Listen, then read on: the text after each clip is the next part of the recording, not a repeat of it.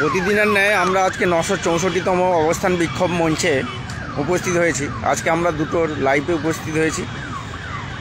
আমাদের একটাই দাবি যে ইন্টারভিউ বঞ্চিতদের একটাই দাবি, যতদিন না পর্যন্ত সিট আপডেট করে নিয়োগ হচ্ছে ততদিন পর্যন্ত আমরা আমাদের অবস্থান বিক্ষোভ চালিয়ে যাব। এবং আমরা দিদিমণির কাছে করজোড়ে হাত জোড়ে করে আমরা আবেদন করছি যে আমাদের দিকে দিদিমণি একটু তাকান, যে সমস্ত সিট 8-3B রুলস মেনে সমস্ত সিট আপডেট করা হোক, এটাই আমরা চাই।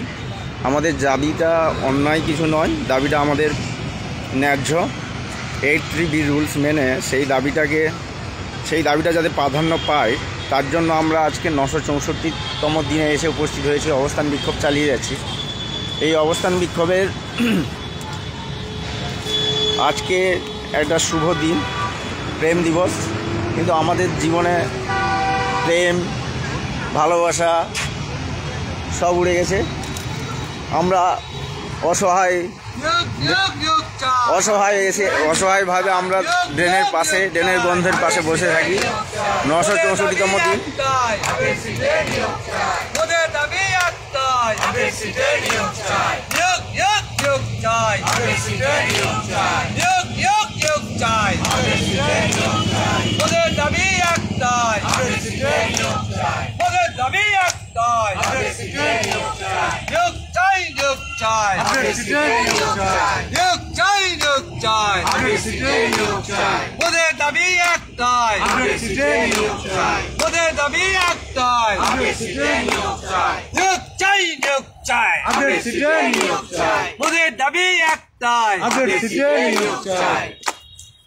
আমরা চলে যাব দুলালদার কাছে। দুলালদা আজকে প্রেম দিবসে এসে উপস্থিত হয়েছে সাউথ দিনাজপুর থেকে, তাই তো? দক্ষিণ দিনাজপুর থেকে তুমি প্রেম দিবস, প্রেম ভালোবাসার দিবসে সমস্ত কিছু ছেড়ে এসে উপস্থিত হয়েছে, ঠিক আছে দুলালদা? হ্যাঁ, ভালোবেসে প্রেম দিবসে, মানে প্রেম দিবসে মঞ্চকে ভালোবেসে মঞ্চে উপস্থিত হয়েছে, এটা বলতে পারবো। দিবস ঠিকই আছে, এটা এক জায়গায়, কিন্তু আমাদের যে এত দীর্ঘদিনের যে বঞ্চনা, সেটা আমাদের জীবনের এখন মুখ্য লক্ষ্য। এবং এই বঞ্চনা থেকে আমরা কবে মুক্তি হব সেটাই আমাদের একমাত্র জ্ঞান। এবং আমরা এই বঞ্চনা থেকে মুক্তি পাওয়ার জন্য মাননীয়ার হস্তকে প্রার্থনা করছি, কারণ দিদির এক কথাতে আমরা আমাদের জীবনের মোড় ঘুরিয়ে যেতে পারে। এবং সবথেকে বড় কথা যে জীবনের মোড় ঘুরিয়ে যাওয়ার থেকে বড় কথা, স্কুলগুলো তাদের প্রাণ ফিরে পাবে। এখন প্রচুর স্কুল দেখা যায় যে স্কুলের শিক্ষক ঠিকমতো নেই, ছাত্র অনুপাতে শিক্ষকের সংখ্যা একদম নগণ্য, যার জন্য স্কুলের পঠন পাঠন সব কিছুই ব্যাহত হচ্ছে। কয়েকদিন আগে আমরা একটা নিউজ পেপারে দেখলাম যে ওই স্কুলে একটা মাত্র শিক্ষক নেই এবং একটা মাত্র ছাত্র সংখ্যা নেই, সেখানে এখন হাট বসছে। এবং গ্রামবাসীরা বলেছে যে যবে শিক্ষক মহাশয়রা আসবেন, আমরা নতুন করে আবার এখান থেকে সব কিছু সরিয়ে দিয়ে আমরা নতুন করে পঠন পাঠন শুরু করার জন্য যা দরকার আমরা গ্রামবাসীরা সাহায্য করব। সেই জন্য আমরা বলছি যে দিদি আমাদের আপডেট সিটে নিয়োগ করে আমাদের এই বঞ্চনার হাত থেকে মুক্তি দিন, কারণ দীর্ঘ আমরা 964 দিন ধরে এখানে শহীদ মাতঙ্গিনী মূর্তির পাদদেশে অপেক্ষায় রয়েছি আপনার একটা সদর্থক উত্তরের অপেক্ষায়। এবং এই উত্তরই আমাদের জীবন সবার দিশা দেখাবে। অনেক ধন্যবাদ দুলালদাকে।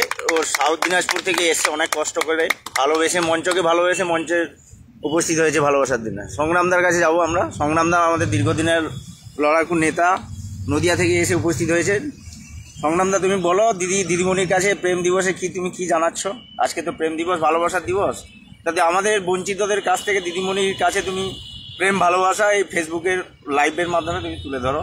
দিদি আমাদের জীবনগুলোকে আরও ভালোবাসায় পড়িয়ে তুলো। এখন তো দুঃখপূর্ণ হয়ে আছে আমাদের জীবনগুলো, সেটা তুমি বলো। আমরা ইন্টারভিউ বঞ্চিত প্রার্থী 964 দিন ধরে মাতঙ্গিনীর পাদদেশে আমরা অবস্থান বিক্ষোভ করছি। অনেক আন্দোলন করেছি, অনেক পথসভাও করেছি। আমরা মাননীয়ার কাছে একটা বার্তা দিতে চাই। আমাদের বয়স শেষ, আমার বয়স শেষ, অনেকের বয়স আরও শেষ, একদম। আমরা সকলেই 10 পাস 10। মাননীয়ার কাছে একটা একান্ত অনুরোধ, আপনি দয়া করে আমাদের এই করুণ দশার থেকে আমাদের মুক্তি দিন। সকলে আমরা স্কুল যেতে চাই, আজকে আমাদের এখানে বসে থাকার কথা নয়। আমরা স্কুলে পঠন পাঠনের সাথে যুক্ত হতে চাই, তার জন্য আমরা MA B.Ed করেছি, কিন্তু আমরা বঞ্চিত, কোনো কারণে হোক আমরা বঞ্চিত হয়েছি। তা আপনি আমাদেরকে বাঁচাতে পারেন, আপনি আমাদের দিশা দেখাতে পারেন। আপনার কাছে করজোড়ে নিবেদন করছি, সমস্ত 10 পাস 10কে অবিলম্বে ভাইবার 15 দিন আগ পর্যন্ত সমস্ত সিট আপডেট করে আমাদের নিয়োগের ব্যবস্থা করুন। Thank you. আমরা আজকে কাকুকে পেয়েছি সবার মাঝখানে। কাকু একটু বলবে মঞ্চে উপস্থিতি সংখ্যা নিয়ে, কাকু বলবে মঞ্চে কেন সবাই আসছে না। ভেঙে পড়ার কোনো কারণ নেই, আমাদের তো মুক্তিদাতা একমাত্র দিদিমণি, আর ভালোবাসার দিনে দিদিমণিকে এসে আমাদের দুঃখের কথাগুলো তুমি একটু তুলে ধরো, যাতে ফেসবুক লাইভের মাধ্যমে পৌঁছে যেতে পারে। আর কাকুর কাছে মূল্যবান বক্তব্য শুনে নেব। আজকের দিনটা বিভিন্ন জায়গায় বিভিন্ন জন বিভিন্নভাবে উদযাপন করছে। মঞ্চের প্রতি যাদের ভালোবাসা, মঞ্চের প্রতি যাদের প্রেম, তারা অবশ্যই দূর থেকে হলেও তারা মঞ্চকে ভালোবাসবে। আর যারা প্রতিনিয়ত মঞ্চকে ভালোবাসতে আসে, আজকেও যারা উপস্থিত হয়েছে আজকের এই অন্যতম দিনে, তারাও মঞ্চের প্রতি তারা প্রীতি নিয়ে এসেছে, মঞ্চ প্রীতি তাদের আছে। আমি এই কথাটা বলতে চাই আজকের দিনে দাঁড়িয়ে, যদি সত্যি তোমরা মনে করো মঞ্চ তোমাদের জন্য কিছু করতে পারবে, তাহলে বাড়িতে না বসে থেকে মঞ্চে তোমরা আসবে। যদি মনে হয় মঞ্চ এখানে আমাদের কিছু করতে পারবে না, কেউ কোনো একজন ওই মাঠে বসে বলে দিল মঞ্চ তোমাদের কিচ্ছু করতে পারবে না, মঞ্চে বেকার কেন বসে থাকো, তার যখন কথাটা এরকম কথা বলে মঞ্চ কি করতে পারবে তাকে প্রশ্ন করা উচিত। মঞ্চ যদি কিছু না করতে পারে তাহলে কে করে দেবে? তাহলে সে যখন নেগেটিভ কথাবার্তাগুলো বলে, তার সেই নেগেটিভিটির উপরে কিন্তু কোনো প্রতিবাদ সেখানে না করে কিন্তু এখানে আমাদের প্রায় শুনি যে অমুকজন বলছিল মঞ্চ কি করতে পারবে, বিকল্প রাস্তা খুঁজে দিতে পারবে, মঞ্চ ছাড়া কোনো রেহাই আছে কিনা। আমরা এখান থেকে যখন হাইকোর্টে গেছি, হাইকোর্ট থেকে এখন সুপ্রিম কোর্ট, তো স্টেপ বাই স্টেপ সবাই তো জানো যে ফেলিওর হচ্ছে, ফেলিওর অর্থাৎ একটা আশার আলো মনে হচ্ছে বোধহয় ওই লালবাড়ি, সেখান থেকে বোধহয় একটা সুরাহা হবে, ওখান থেকে সুরাহা হবে, মঞ্চে কিছু হবে না এই বলে যারা লালবাড়িতে নিয়ে গেল, আর লালবাড়িতে নিয়ে গিয়ে যখন সেখানে প্রচুর টাকা যখন দিতে বাধ্য হলো, কারণ ওখানে গেলে ওখানেই হবে, মঞ্চে কিছু হবে না, তখন মঞ্চের থেকে অনেকে সরে ছুটে চলে গেল লালবাড়িতে। সেখানে গিয়ে যখন মুখ থুবড়ে পড়লো, টাকাগুলো গেল, কিচ্ছু করে তারা দিতে পারলো না। অথচ তারা বলেছিল মঞ্চ তোমার কিছু করতে পারবে না, যা করবে হাইকোর্ট করবে, করতে পারিনি, তারা কিন্তু হারিয়ে গেল। আবার সুপ্রিম কোর্টে বললো চলো চলো যাই, সুপ্রিম কোর্টে আমরা ঠিক বাঁচিয়ে নিয়ে আসবো। এ কোর্ট করেনি তো কী হয়েছে, সুপ্রিম কোর্ট আমাদের জন্য করে দেবে। তাদের পিছু পিছু বহুজন ছুটতে লাগলো, তারা মঞ্চের প্রতি তাদের ধ্যান জ্ঞান নেই, তারা কিন্তু ওদের প্রতি ধ্যান জ্ঞান। সুপ্রিম কোর্টে গেল, সুপ্রিম কোর্টে এসএলপি খারিজ হয়ে গেল, তখন আবার বললো তাতে কি আছে, আমরা আবার রিভিউ করো, আবার বাঁচিয়ে আবার আমরা ঠিক পিটিশনার যারা আছে তাদের জন্য রায় করে নিয়ে চলে আসবো, তোমরা নিশ্চিন্ত থাকো, মঞ্চে যাওয়ার কোনো দরকার নেই। ঠিক তাই দেখা গেল, তারা মঞ্চে আসার জন্য তাদের যারা উদ্গ্রীব ছিল তাদেরকে নিষ্ক্রিয় করার চেষ্টা করে তারা সক্রিয় হলো, যে এখানে টাকা ঢালো, একমাত্র সুপ্রিম কোর্টে রিভিউ পিটিশন দাখিল করেছে, সেটা থেকে আমরা আবার এমন রায় করে নিয়ে চলে যাব, তোমরা সবাই চাকরি পেয়ে যাবে। আমি অবাক হয়ে যাই, সেই কথাগুলো কিন্তু তারা ভরসা রাখে, বিশ্বাস রাখে এবং তাদের পিছনে ছোটে, সেখানে টাকা ঢালে। তারপরে যখন টাকা ঢালার পরে কিছুই হয় না, সেখানে কিন্তু কোনো প্রতিবাদ নেই, সেখানে দেখা গেল না সত্যি সেখানে কোনো প্রতিবাদ নেই, সেখান থেকে কিছু পেলামও না, প্রতিবাদও করলাম না, আবার টাকা চাইবে দেবো, সেই জন্য তারপরে আবারও হাতটা বাড়িয়েই রেখে দিলাম। এটা গেল।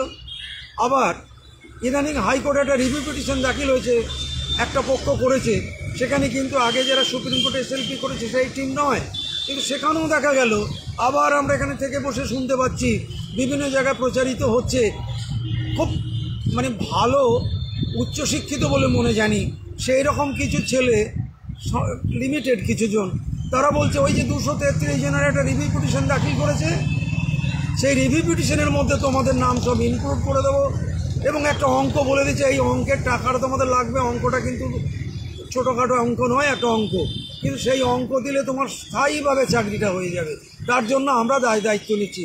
আমি অবাক হয়ে যাই কে কার দায়িত্ব নেয়, আর সেই দায়িত্ববান লোকটা সে যখন বলে দায়িত্ব জ্ঞানহীনের মধ্যে কথা, আর এখানকার অনেক ছেলে মেয়ে দেখছি হ্যাঁ চলে যাচ্ছে, কিন্তু অ্যাডভান্স করে দিচ্ছে, দু হাত ভরে তাদের অ্যাডভান্স করে টাকা দিয়ে চলে আসছে, দায়িত্ব নিচ্ছে, যার টিকে ধরার জামিন নেই তাকে কিন্তু টাকাটা দিয়ে আসছে নির্দ্বিধায়।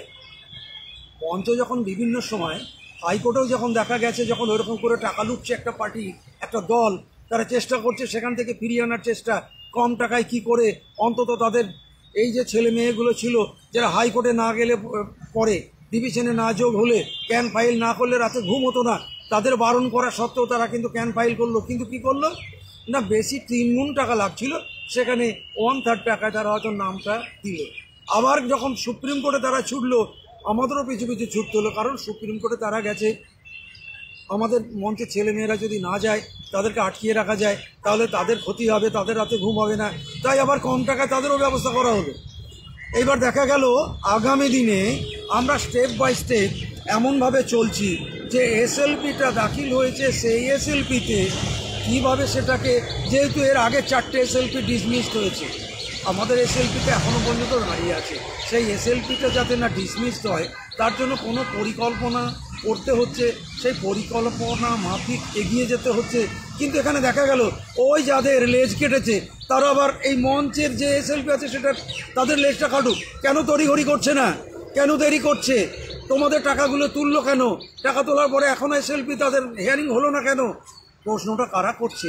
যারা এসএলপি মঞ্চের ছেলেমেয়েরা করেছে তারা নয়, কিন্তু তাদের কান ভারী করা হচ্ছে এমনভাবে, তাদের মধ্যে এমনভাবে বলা হচ্ছে যে সেখানে দেখা গেল সঠিক কথাটা তাদের 1 বার 2 বার 3 বার শুনতে শুনতে বেঠিক মনে হচ্ছে। আরে বাবা, যদি এসএলপি যদি সুপ্রিম কোর্টে করে থাকে, মঞ্চ যদি করে থাকে, তারা কবে তুলবে? তা তোমাদের এত মাথা ব্যথা কেন? তোমাদের এসএলপি করা তো গেছে, তোমরা কি চাইছো এই এসএলপিটাও চলে যাক?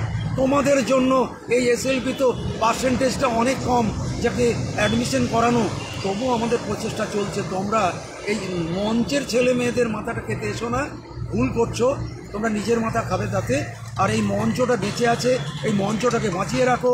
আমি আবারও বলে যাচ্ছি, এই মঞ্চে বসে আছি আমি শহীদ মাতঙ্গিনী হাজরার পাদদেশে, আমি এখানে দাঁড়িয়ে এখানে বসে একটা কথাই বলি যে যদি কোনো দিন এই ছেলে মেয়ে যারা জীবনের শেষ প্রান্তে এসেছে, যাদের কোনো রকম কোনো আশা ভরসা নেই, তাদের একমাত্র আশা, তার একমাত্র ভরসা এই মঞ্চের শহীদ মাতঙ্গিনী হাজরার পাদদেশে যদি এখান থেকে শুরু হয় তো এখান থেকেই হবে।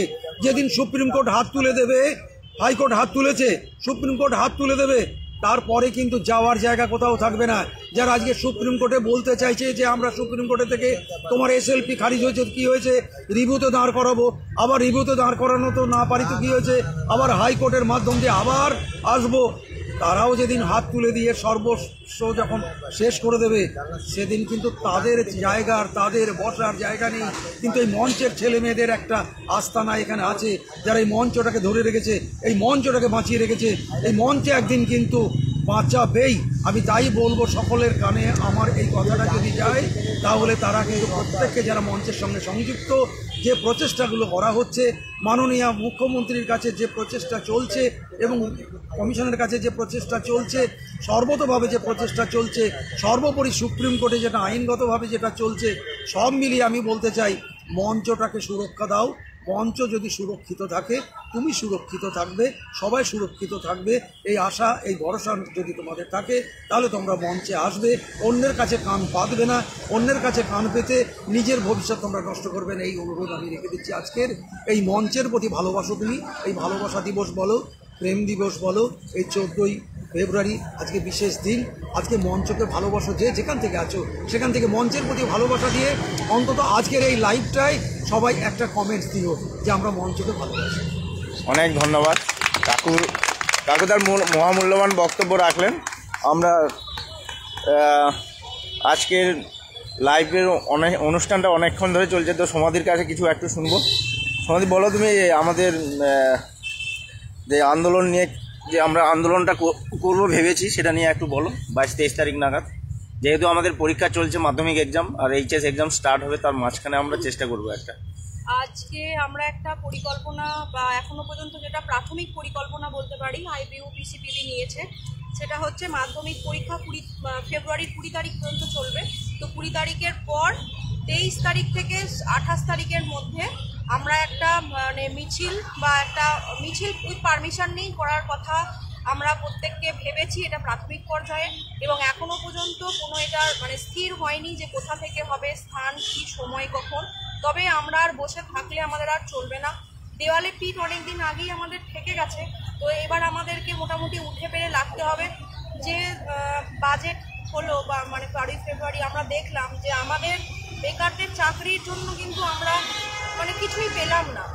তবুও মানে আজকে আমাদের চন্দন মানে যে আমাদের এই লাইভটা করছে বারবার আর বলছে আজকে একটা ভালোবাসার দিন, ভালোবাসার দিন। হ্যাঁ সত্যি 14ই ফেব্রুয়ারি আজকে ভালোবাসার দিন। এই ভালোবাসা আমরা যারা বেকার, ইন্টারভিউ বঞ্চিত আপার প্রাইমারি চাকরি প্রার্থী, আমাদের এই ভালোবাসা আমাদের শহীদ মাতঙ্গিনী হাজরা মূর্তির পাদদেশে মঞ্চের প্রতি ভালোবাসা, আমাদের নিজেদের মা বাবার প্রতি ভালোবাসা, যে ভালোবাসা এবং তাদের স্বপ্ন পূরণের জন্য আজকে আমরা মানে উপেক্ষা, লাঞ্ছনা, গঞ্জনা সমস্ত কিছু মানে করেও আমরা কিন্তু আজকে মঞ্চের টানে, মঞ্চের যে কাকুরা আছেন তাদের প্রতি আমাদের ভালোবাসা, সেই ভালোবাসার টানে আমরা কিন্তু এখানে আজকে 900তম দিন অতিক্রম করে ফেলেছি।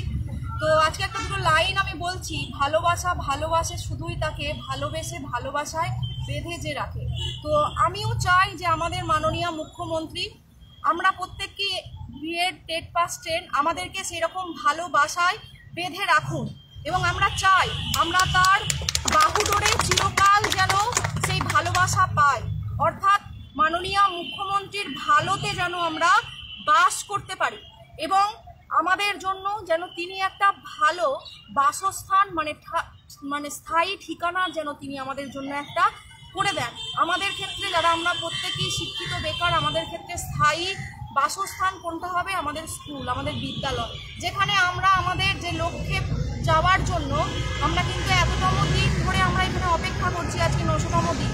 তো আমি চাই আমাদের মাননীয় মুখ্যমন্ত্রী, আমাদের মাননীয় শিক্ষামন্ত্রী আজকের এই ভালোবাসার দিনে আমাদের এই লাইভটা অন্তত একবার দেখুন যে আমরা কিন্তু আপনাকেই ভালোবাসি এবং আপনার ভালোতেই কিন্তু আমরা বসবাস করতে চাই এবং আমাদের জন্য একটা ভালো বাসস্থান কিন্তু একমাত্র যিনি পারেন তিনি আমাদের মাননীয় মুখ্যমন্ত্রী। আমাদের জন্য কিন্তু প্রত্যেককে আজকে 14ই ফেব্রুয়ারি আমার যে সমস্ত গুরুজন আছো, আমার বন্ধু বান্ধব আছো, আমার সমবয়সী, আমার ভাই বোনেদের প্রত্যেককে আমি IBUPCBর পক্ষ থেকে আজকে ভালোবাসা দিবসের শুভেচ্ছা অভিনন্দন জানাচ্ছি। ভালো থেকো। অনেক ধন্যবাদ। নিয়োগ চাই, সিটে নিয়োগ চাই, ওদের দাবি একটাই, আপডেট সিটে নিয়োগ চাই, ওদের দাবি একটাই, আপডেট সিটে নিয়োগ চাই, নিয়োগ চাই, নিয়োগ চাই, আপডেট সিটে নিয়োগ চাই, নিয়োগ চাই, নিয়োগ চাই, আপডেট সিটে নিয়োগ চাই, ওদের দাবি একটাই, আপডেট সিটে নিয়োগ চাই, ওদের দাবি একটাই, আপডেট সিটে নিয়োগ চাই, নিয়োগ চাই, নিয়োগ চাই, আপডেট সিটে নিয়োগ চাই। নিয়োগ চাই, নিয়োগ